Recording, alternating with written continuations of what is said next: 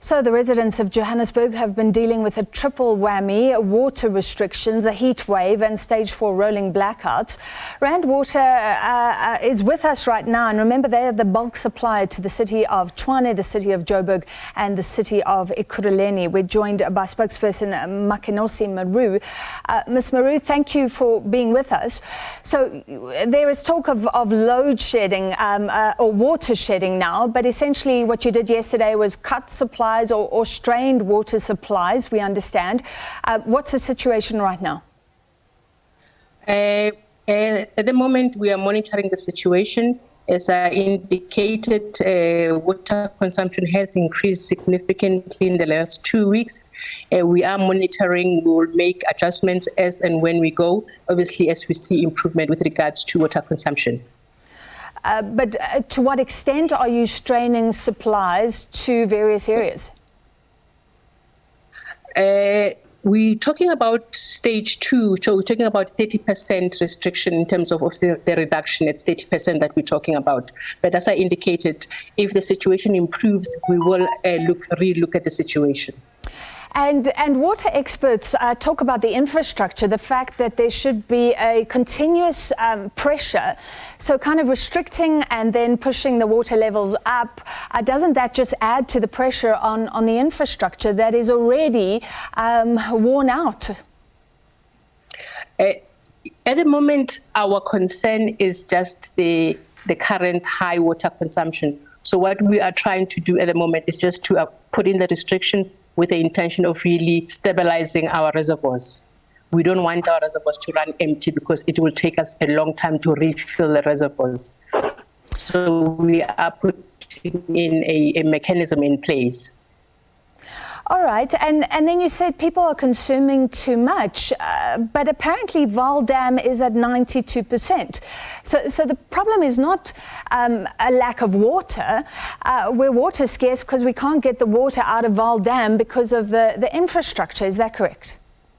No, yes, you're correct. The problem is not that we don't have enough water in the Vaal Dam. There is water. The problem is how much we're consuming. As I indicated, we are pumping over 5,000 megaliters a day. So if we are going over above that, I mean, if you think of it, a megaliter as 1 million. So we're pumping over 5,000 a day. Sure, but what I'm saying is if the Vaal Dam is at this incredibly high level and the infrastructure and everything was working as it should be, surely there would be no problem. We could all be drinking as much water as we wanted, watering our gardens as much as we wanted right now. You know what, I think what we're talking about, maybe we're talking about two different things. Yes, watering garden, if we were not doing excessively, if there were no leaks, if people are not wasting water, would be able to use water normally, there will not be no restrictions. But at the moment, there is just high consumption of water, more than normal. Yeah, but you're confirming what I'm saying. What I'm getting at is we wouldn't have a problem if we had better infrastructure, if we didn't have an incredible amount of leakage, and we didn't have load shedding. I guess that affects the pumping, and a better infrastructure. In terms of infrastructure, I cannot fault rainwater with regards to infrastructure. We do have infrastructure. We do maintain and look after our infrastructure. As I indicated, and I'm repeating, it's high consumption. We are supplying municipalities with water. So if there are leaks, they would be on the side of municipalities, and we have been engaging municipalities with regards to possible leaks and the high consumption. All right, so there have been various things put forward. You're talking about the high consumption, so that's linked to the heat wave. Yes, definitely. I mean, people are filling up the swimming pools. People are washing their cars. I mean, different cars. If somebody has more than one car, they're using hose pipe to clean their cars. They're also watering their gardens almost every day during the day. So it is also related to the heat wave. Yes, definitely. So does that mean when the temperatures cool down, we're expecting towards the end of the week, everything will go back to normal, which means it's not linked to the load shedding then? It's only linked to the heat wave?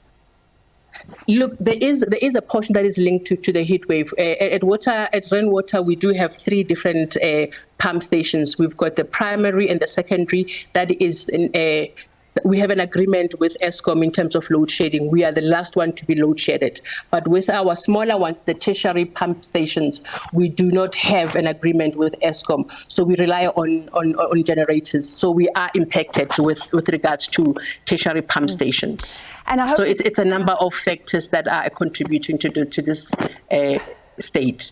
Okay, so a perfect storm. I hope we can chat again because I'd love to know why water is not seen as an important resource that Eskom doesn't put in place those restrictions, especially because we're reporting that it affects healthcare.